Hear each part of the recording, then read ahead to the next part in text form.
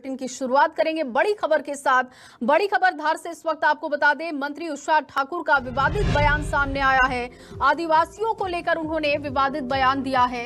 आदिवासियों को विचित्र जगह पर रहने वाला बताया है। बड़ी जानकारी इस वक्त दे रहे हैं आपको मंत्री उषा ठाकुर का विवादित बयान। पर्यटन मंत्री उषा ठाकुर ने विवादित बयान आदिवासियों को लेकर दिया है। दरअसल उन्होंने कहा कि आदिवासियों को विचित्र जगह में रहने की आदत है। आदिवासियों को विचित्र जगह में रहने वाला उषा ठाकुर ने बताया है। उनके बयान पर अब नाराजगी भी शुरू हो चुकी है। धार से इस वक्त की बड़ी खबर आपको दे रहे हैं।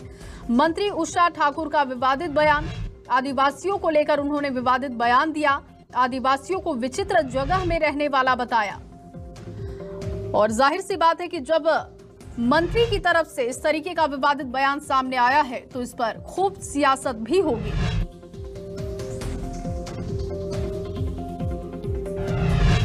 आदिवासियों को विचित्र जगह रहने वाला बताया है। उषा ठाकुर का बयान क्या है, सुनवाते हैं आपको। तुम ऐसी विचित्र जगह आके बसे हो। नंबर 1, तुम जब यहाँ बसने आए थे तब तुमने क्या क्या सोचा था कि क्या क्या दिक्कत यहाँ आएगी? हमारे दादाजी के दादाजी जो भी आए थे, दादाजी के दादाजी भी आए थे। अब हमको भी यही निकलना। उस समय तो और कितनी तकलीफ होगी। अब अपन ने तो तकलीफ वाली जगह चुनी ही है, अपन ने चुनी है ना। किसी ने नहीं कहा कि तुम यहाँ आके रहो, ऐसा किसी ने नहीं कहा। तुम ही रहे बरसों से। और चलिए आगे बढ़ेंगे। इस वक्त की एक और बड़ी जानकारी आपको दे दें। मंत्री उषा ठाकुर के बयान पर कोहराम मचा हुआ है। जेएस नेता हीरा लाल का बयान भी सामने आ चुका है। हीरा लाल अलावा ने मुख्यमंत्री से एक्शन लेने की बात कही है। कैबिनेट मंत्री पद से बर्खास्त करे मुख्यमंत्री। अलावा का ये बयान बता रहे हैं आपको। और मंत्री उषा ठाकुर के बयान के बाद अब सियासत तेज हो चुकी है। जेएस नेता हीरालाल अलावा का बयान सामने आ चुका है। हीरालाल ने मुख्यमंत्री से एक्शन लेने की बात कही है। यहां तक कि कैबिनेट मंत्री पद से बर्खास्त करने की मांग मुख्यमंत्री से की है। तो अब से थोड़ी देर पहले आपको हमने उषा ठाकुर का बयान भी सुनाया था। उस बयान को लेकर अब सियासत तेज हो चुकी है। जेएस नेता हीरालाल की तरफ से बयान दिया गया। हीरालाल अलावा ने मुख्यमंत्री से एक्शन लेने की बात कही और हीरालाल ने उषा ठाकुर के बयान पर क्या प्रतिक्रिया दी है, सुनते हैं। उषा ठाकुर जी ने अपने विधानसभा क्षेत्र के आदिवासी बहुल्य इलाकों में जाकर वहां के आदिवासियों को विचित्र जगह में रहने वाला बताया। उनका यह बयान बेहद निंदनीय और आदिवासी विरोधी है। शिवराज सिंह चौहान सरकार माननीय मंत्री महोदया के इस बयान पर एक्शन ले और उन्हें कैबिनेट मंत्री से तत्काल बर्खास्त करे, अन्यथा मध्य प्रदेश सहित पूरे देश के आदिवासी उनके इस बयान का हम कड़ा विरोध करेंगे और जरूरत पड़ी तो हम प्रदेश की राष्ट्रीय स्तर पे आंदोलन करेंगे। और इसी खबर पर ज्यादा जानकारी के साथ रेणु अग्रवाल मेरी सहयोगी मौजूद हैं। रेणु, इस बयान को कैसे देखा जाए? एक तरफ आदिवासियों को विकास को लेकर सरकार से बहुत उम्मीदें हैं। अगर कोई मंत्री इस तरीके का बयान देगा तो ये तो मनोबल तोड़ने वाली बात हो गई। जी जया, मैं आपको बताऊं कि जो उषा ठाकुर है वो पहले भी इस तरह का बयान दे चुकी है, आदिवासी विरोधी बयान दे चुकी है। इस तरह से जो है जेएस के राष्ट्रीय सुरक्षक पहले भी विरोध जता चुके हैं। आपको बता दूं कि भेरू घाट और गणपति घाट के बीच में जब उषा ठाकुर पहुंची थी तो आदिवासियों ने उन्हें अपनी समस्या बताई थी कि यहाँ पर लाइट नहीं है, पानी की व्यवस्था नहीं है, उन्हें परेशानी है। तो इसी पर उन्होंने ये बयान दिया था और इस बयान का जो वीडियो है वो वायरल हुआ है। और ये वायरल वीडियो के बाद जेएस के राष्ट्रीय सुरक्षक हीरालाल अलावा ने भी अपना एक वीडियो जारी करते हुए इस पे कड़ी आपत्ति जताई है। उनका कहना है कि जल, जंगल और जमीन पे जो है वो आदिवासियों का अधिकार है और उषा ठाकुर को जो है वो संविधान का ज्ञान नहीं है। पेशा कानून के अंतर्गत जो है आदिवासियों को बहुत सारे अधिकार है, उसका भी अधिकार उनको शायद ज्ञान नहीं है। और वो जब जो है अधिकतम समय में ये बयान देती रहती है। और शिवराज की सरकार में शायद वो पहली मंत्री है जो बार बार आदिवासियों के विरोध में इस तरह का बयान देती है। उनका ये बयान जो है जो बड़ा ही निंदनीय है। वही आदिवासियों के बीच में इसका विरोध भी हो रहा है। देश के राष्ट्रीय सुरक्षक ये भी कह चुके हैं कि वो इसे राष्ट्रीय स्तर तक उठाएंगे। यहाँ तक कि उन्होंने उषा ठाकुर के खिलाफ अपना मोर्चा भी खोल दिया है। आपको बता दें कि धार जिला है, झाबुआ जिला है, खरगोन जिला है, पूरा मालवा क्षेत्र जो बेल्ट है जी, ये आदिवासी बेल्ट है। और उषा ठाकुर के इस बयान से जो है भारतीय जनता पार्टी के जो वोटों का दायरा है वो सीमित होता जाता है। इससे जो है भारतीय जनता पार्टी को काफी फर्क पड़ता है। और हीरालाल अलावा ने यहाँ तक कि उनके कैबिनेट पद से इस्तीफे की भी मांग की है। जी रेनू, इस पर सियासत लाजमी भी है, लेकिन मैं आपसे ये भी समझना चाहूंगी, धार में जब आदिवासियों के बीच में उषा ठाकुर पहुंची थी, इस तरीके का बयान दिया, तो उन लोगों की प्रतिक्रिया क्या है, क्या चाहते हैं वो, इस प्रतिक्रिया को कैसे देखते हैं वो?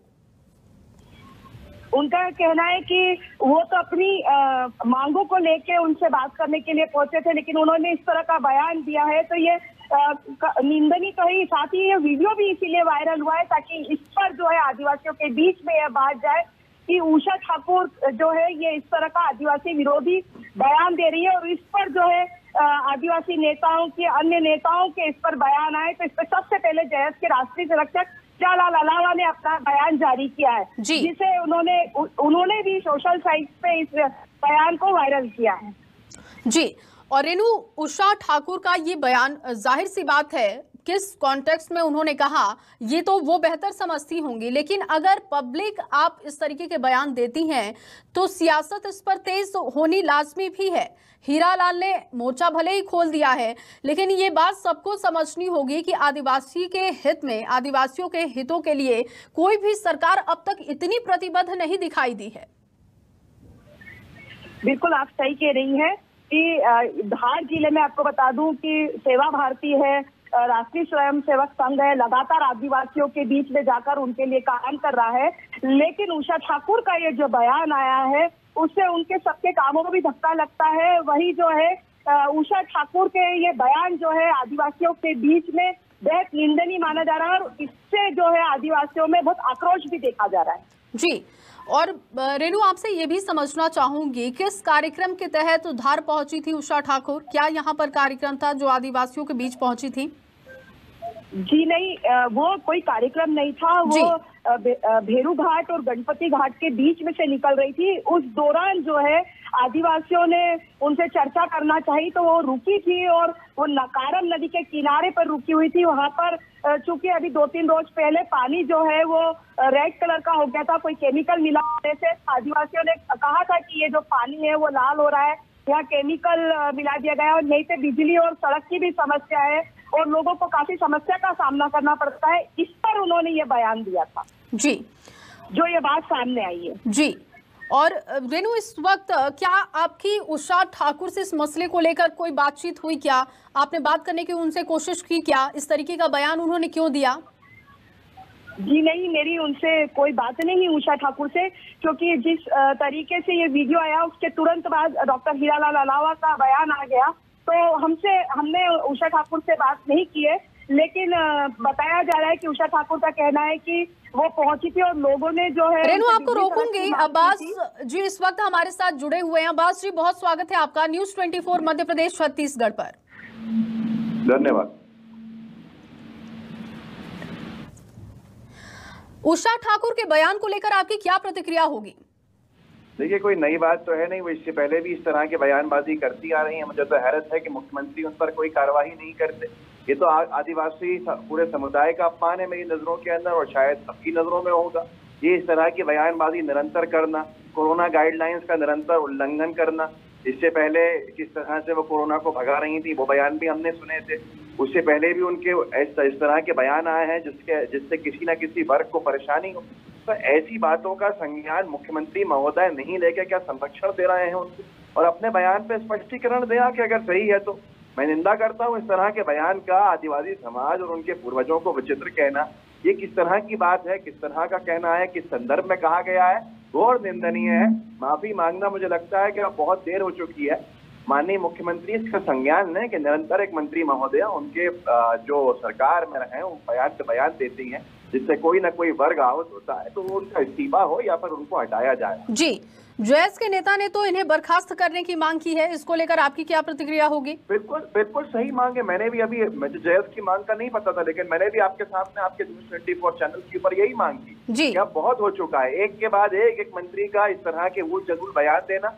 माननीय मुख्यमंत्री का किस प्रेशर में आके संज्ञान में नहीं लेना, क्या संरक्षण दिया हुआ है, सीधे तौर के ऊपर हटाया जाना चाहिए। वैसे भी बहुत सारे ऐसे लोग हैं भारतीय जनता पार्टी के 5-5 बार के विधायक जो वंचित महसूस करते हैं आज की तारीख में, जिनको तवज्जो नहीं मिली है। अजय बिश्नोई जी जैसे बहुत सारे लोग हैं जहां से विरोध की आवाजें उठती हैं। तो इस तरह से उनमें से किसी को बना दिया जाए, पर माननीय मंत्री महोदया को अब बहुत ज्यादा हो चुका है, इनको हटाया जाना ही उचित होगा, क्योंकि ये बार बार होता है, हैबिचुअल ऑफेंडर।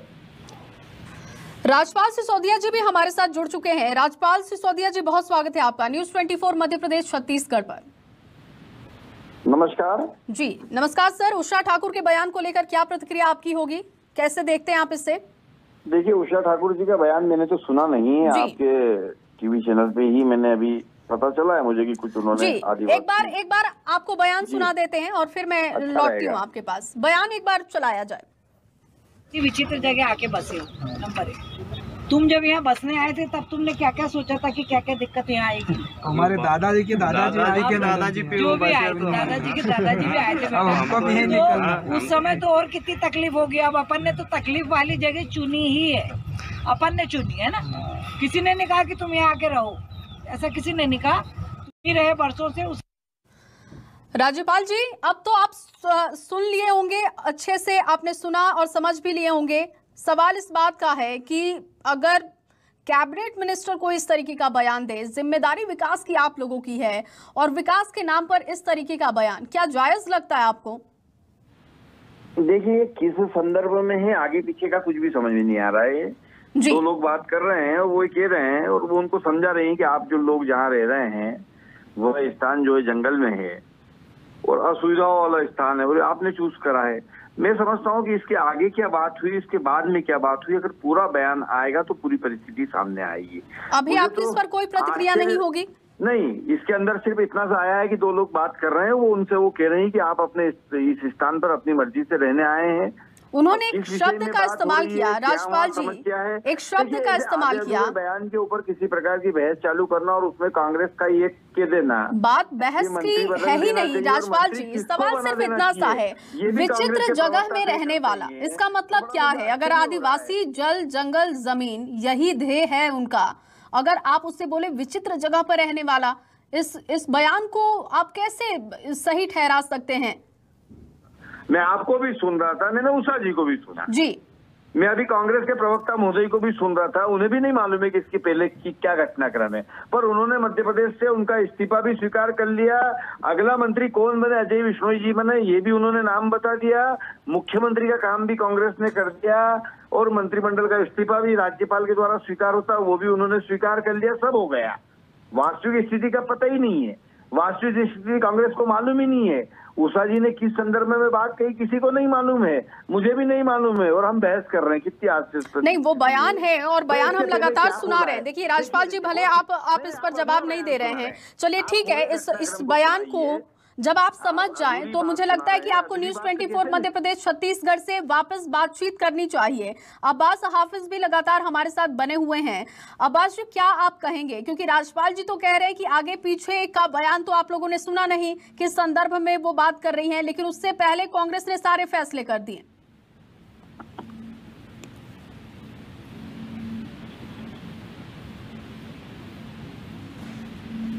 अब्बास जी, आपको आवाज मिल रही है?